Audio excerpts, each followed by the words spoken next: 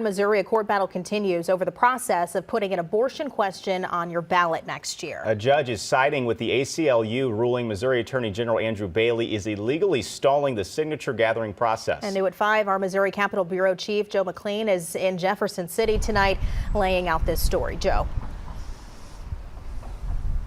Yeah, the judge gave Attorney General Andrew Bailey's office 24 hours to basically do his job, to move this petition forward.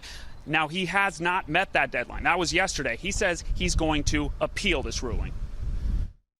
Before a petition can start the process of collecting 170,000 signatures to amend Missouri's Constitution, the language of the ballot question needs to be checked and approved so people know what they're voting on. The state auditor's office also checks with state and local governments to show voters the full financial impact of the potential new law.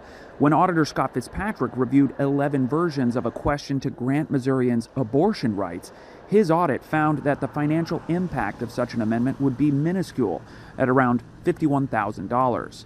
Attorney General Andrew Bailey disagreed, rejecting the reports, saying Fitzpatrick should inflate the estimated cost to more than $12 billion.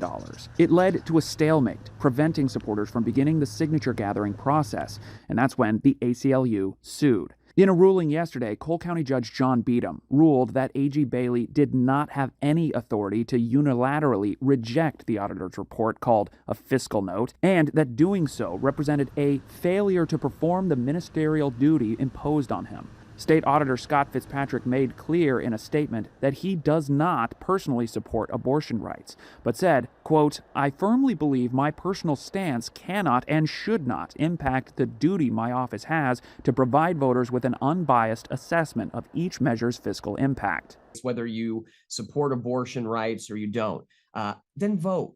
That's our right to do, right? You go to the ballot and you vote the way that you believe. Elad Gross is a civil rights attorney running as a Democrat to unseat Bailey. If you oppose this issue, and that's why you support the Attorney General basically abusing his power to stop us from voting on it at all, what happens when an Attorney General comes in there you don't agree with? All of a sudden, your voice isn't heard.